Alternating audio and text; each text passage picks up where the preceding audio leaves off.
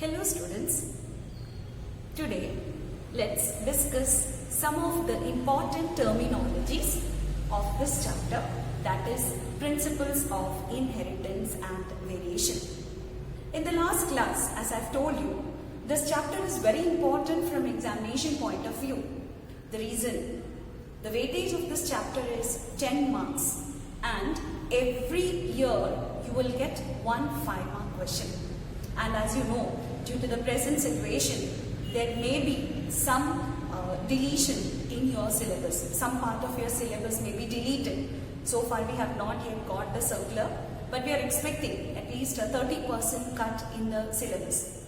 If that is the case, this chapter will have still more weightage. Right now it has 10 marks. So now if there is a cut in the syllabus, this chapter will be having still more weightage. So please listen to the class attentively. Very, very important chapter. Okay, fine. So in the previous class we discussed about the term inheritance, how to define inheritance, how to define heredity. We also discussed about what is genetics and the father of genetics. Who's the father of genetics? Gregor Johann Mendel. So when you write the spelling of Johann and Mendel, be very careful. Johann is J-O-H-A-N-N and Mendel is M-E-N-D-E-L. Students, you have a tendency to write it as M-E-N-D-E-L, right? Or D-L-E. You know the difference, the meaning completely changes. So be very careful when you write the name of Gregor Johann Mendel. Now, so we discussed about what is genetics. We discussed about the pea plant. Why Mendel selected pea plants for his experiments. He also discussed the reasons why Mendel's work did not get proper recognition from the scientific world. Hope you all remember that. Now, before going to the experiments conducted by Mendel, we have to study some of the important terminologies which are there in this chapter.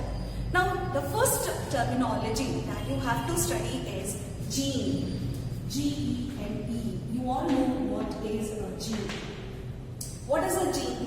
A gene is the functional and structural unit of heredity.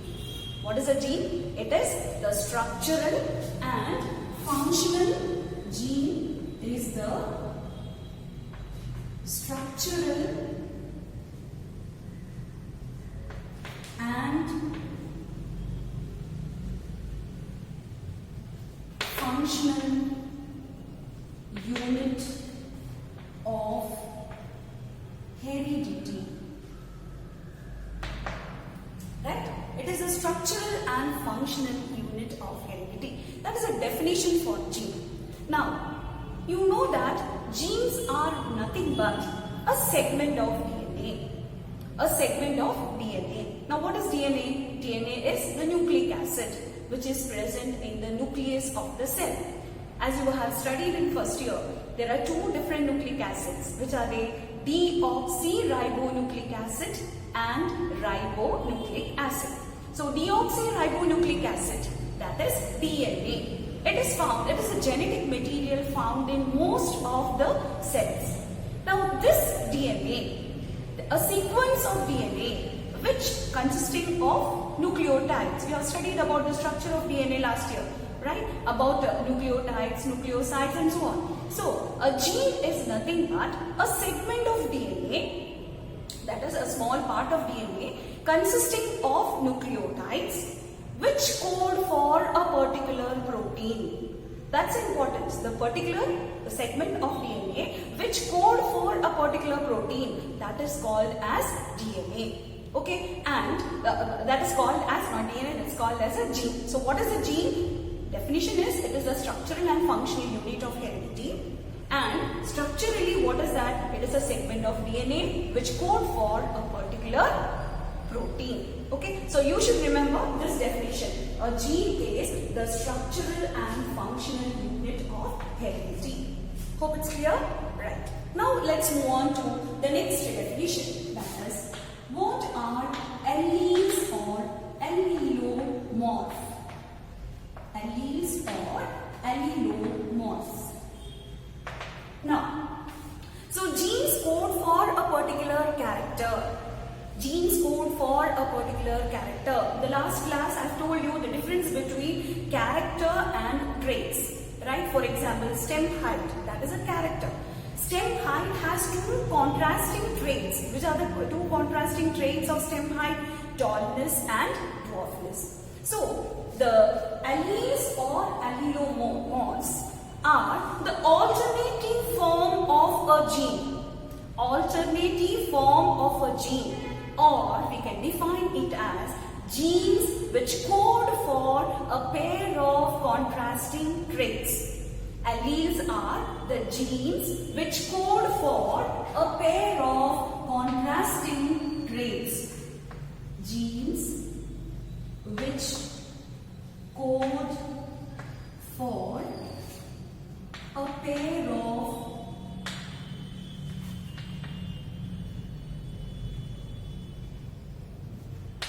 contrasting traits, that is called as alleles or allelomorphs.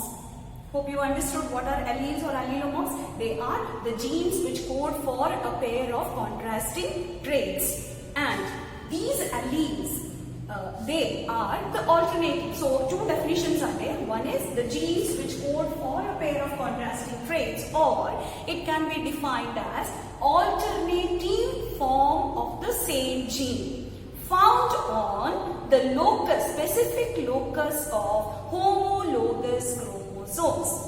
So what did I say? Alleles are the alternative forms of the same gene. One gene, alternative forms found on the specific locus of homologous chromosomes. Now here, let us see what are homologous chromosomes. Homologous. So you know that the chromosomes are found in pairs. Yes or no? Whenever when you have studied about chromosomes, you know that how many pairs of chromosomes are there in human beings? There are 23 pairs. That means 46 chromosomes. So let us take this as one pair of chromosome, this as another pair of chromosome.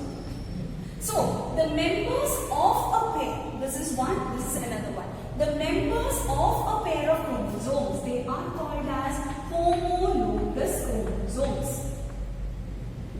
Hope it's clear? So what are homologous chromosomes? Members of a pair of chromosomes. These two are the members of a pair of chromosomes. They are called as homologous chromosomes. Now, members of two different pairs, this one and this one member of this pair and one member of this pair, they are called as non-homologous chromosomes. They are not homologous, they are non-homologous or heterologous, we can say. They are different. So, homologous chromosomes are the members of a pair of chromosomes, and heterologous chromosomes are members of two different pairs.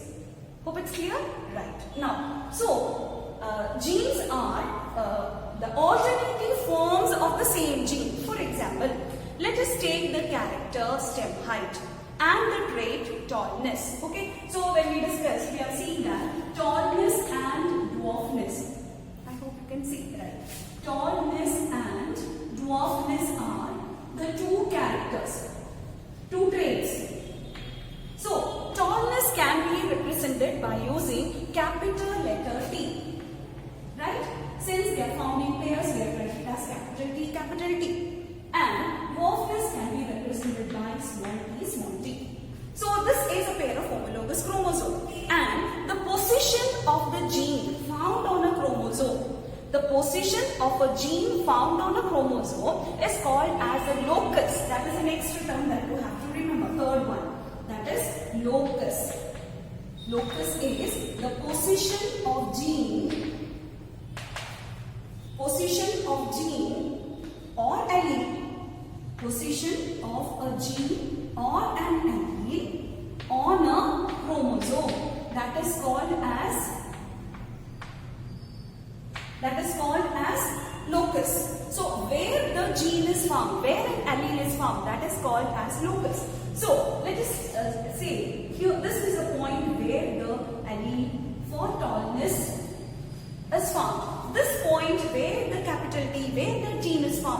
called as the locus.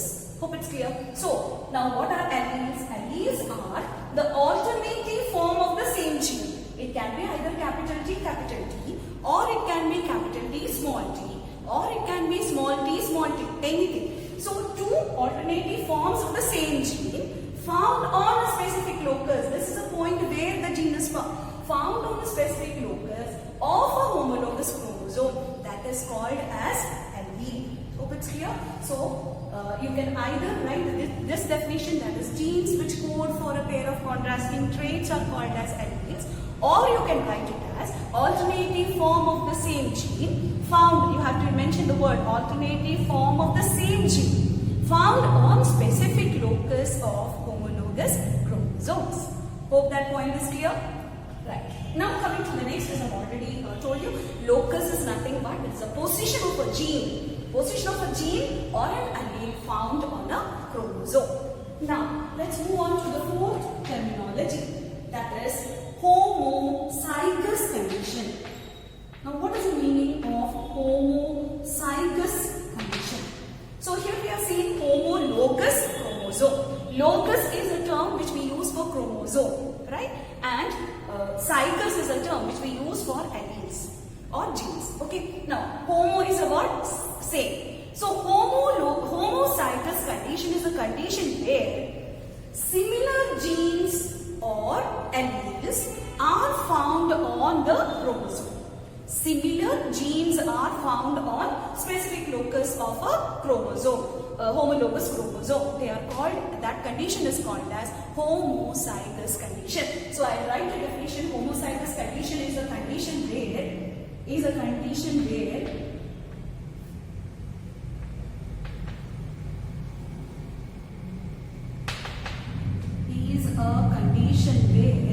similar genes are present on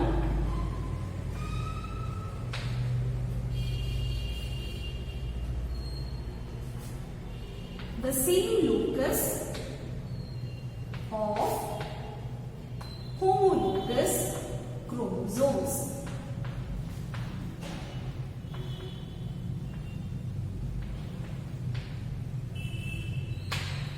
Hope it's clear, right? So homologous is a condition where similar genes are present on the same locus of homologous chromosomes.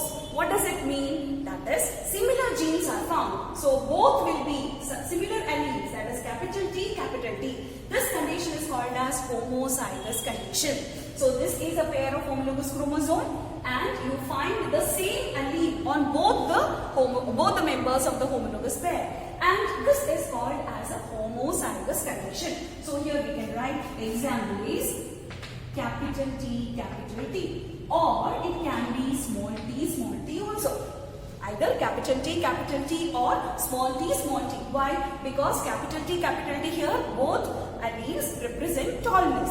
Here both the alleles represent dwarfness. Okay. So now this is homozygous condition. So if this is homozygous condition, how can we define heterozygous condition? Same definition, but only one word will be different. Which is that word? Instead of similar genes, it will be dissimilar genes or non-identical genes. So here we can write the definition as heterozygous condition. It is a condition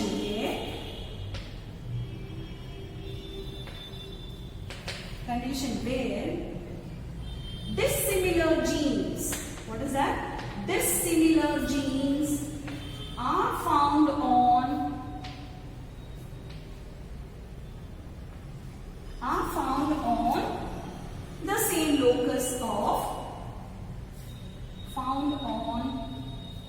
the same locus of homologous chromosomes. Hope you can see, right? Same locus of homologous chromosomes. Now example, we can write it as on one it will be capital T, the other one it will be small t. They are alternative forms of the same gene, right? But they are heterozygous because one represents capital T and one represents tallness and another one represents dwarfness. So capital T, small t is a heterozygous condition. So you can write the example as capital T, small t. Hope you understood these 5 terminologies. Let us fast go through all these. First one, gene. What is a gene? Gene is the structural and functional unit of heredity. Right? Second one, what are alleles or allelomorphs? Genes which code for a pair of contrasting traits. They are called as alleles, or in other words, they are the alternative forms of the same gene found on specific locus of homologous chromosomes. Once again I repeat, I have not written that definition. Those who want can write it. Alleles are the alternative forms of the same gene found on specific locus of homologous chromosomes. Hope it's clear? Right. Then locus. Locus is position of gene or an allele on a chromosome where a gene is found. That position is called as locus. Then homozygous condition. It is a condition where similar genes are found on the same locus of homologous chromosomes. Heterozygous condition is a condition where dissimilar genes are found on the same locus of homologous chromosomes. Hope it's clear? So that is all about the 5 terminologies. There are some more terminologies which we have to discuss.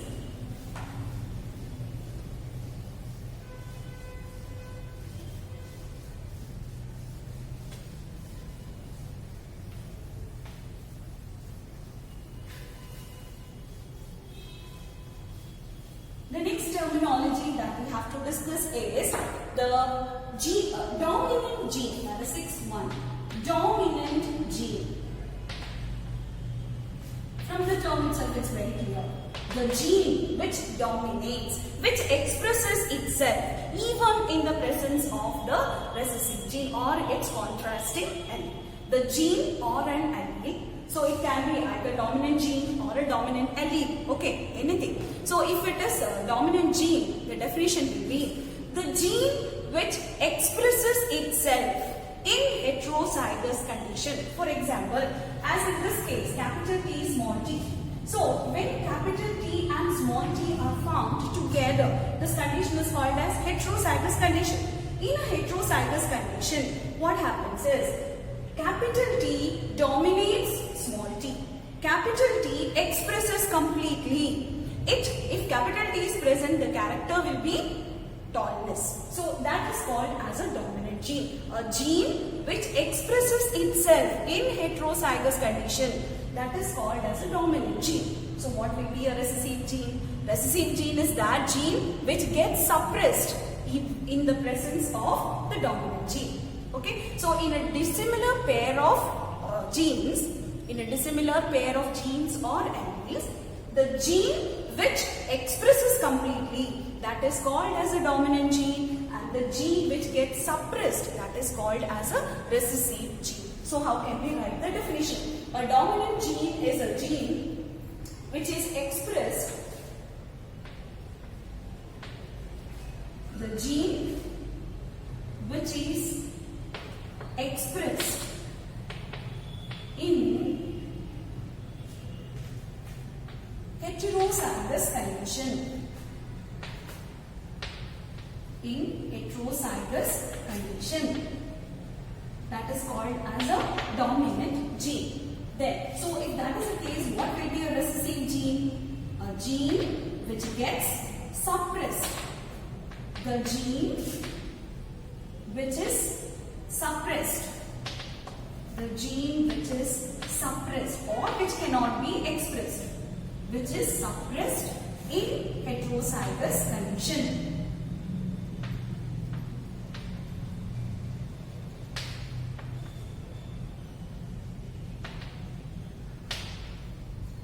The gene which is suppressed in heterozygous condition, that is called as a recessive gene. Now, the next terminology is genotype. So, what is genotype?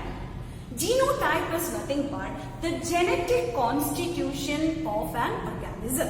The genetic constitution is called as the genetic makeup of an organism, that is called as genotype. For example, when we write capital T or capital T small t, in both these cases, the character expressed is tallness. The trait which is expressed is tallness, whether it is capital T or whether it is capital T small t.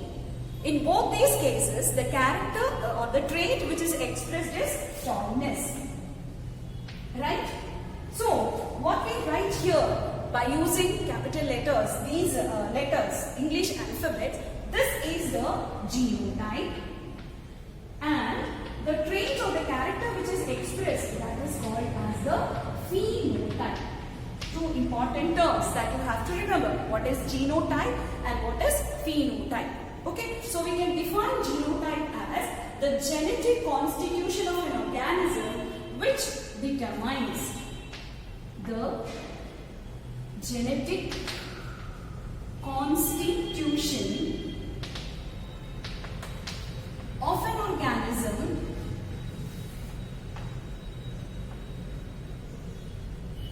which determines a particular phenotype or a specific phenotype,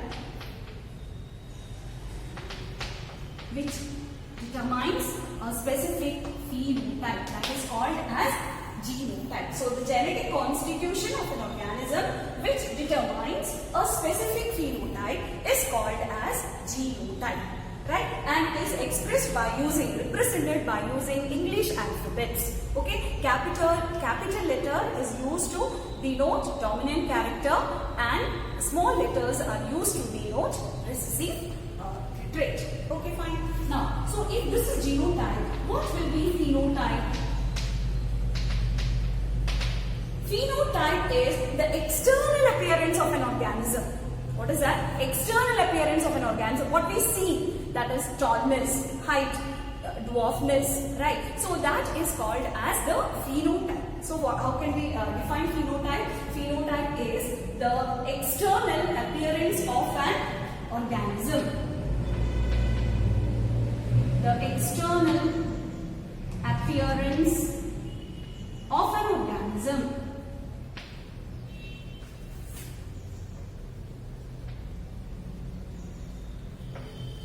External appearance of an organism determined by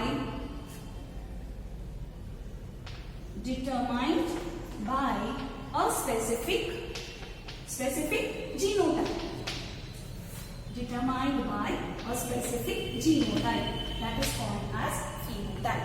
Hope you understood the different terminologies, right? So the first one is here. So we have already discussed about gene. What is a gene? We discussed about what are alleles. We discussed about what is locus.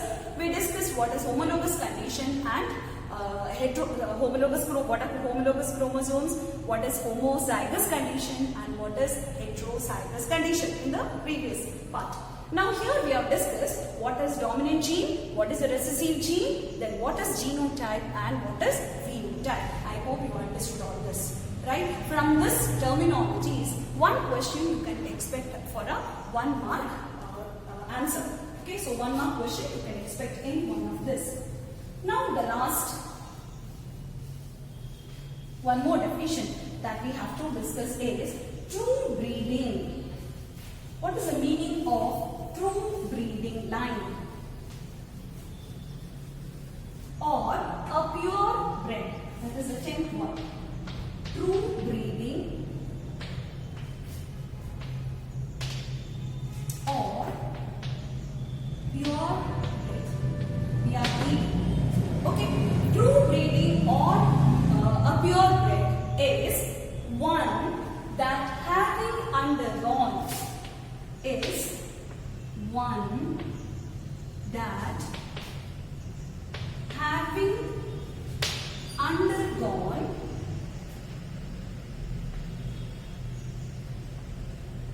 self-pollination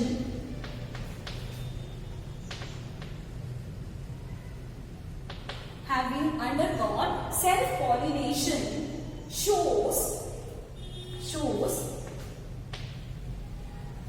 stable trait inheritance. Shows stable trait inheritance and expression.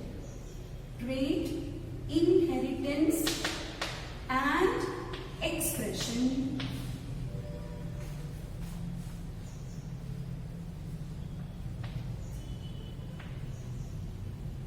Shows stable trait inheritance and expression for several generations.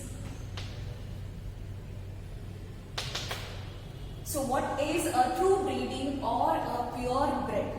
Right, means Mendel, for his conducting experiments, he selected such pea plants as the parents after allowing those plants to undergo self-pollination for several generations.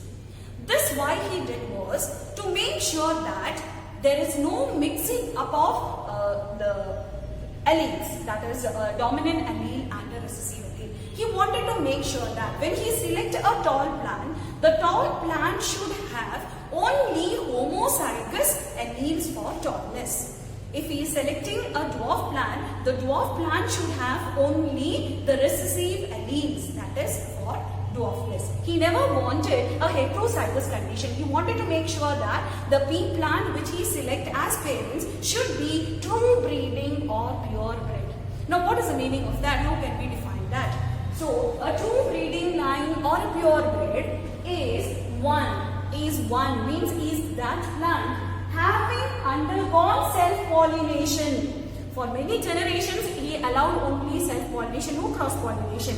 Shows stable trait inheritance. The same trait is continued in several generations. So what he did is, he selected one tall pea plant, right? Allowed it to flower. Then when seeds were formed, he took those seeds and saw those seeds. He saw those seeds, the seeds germinated, produced only tall plants. Again he collected seeds from that tall plant. Again he sowed seeds, right? And then from that again a new tall plant only came. Like that for several generations he made sure that there is stable trait inheritance. The trait which is inherited is the same and expression for several generations. So you have to study this by heart. What is a true breeding line or a purebred? A true breeding line or a purebred is one that having undergone self-pollination, right, shows stable trait inheritance and expression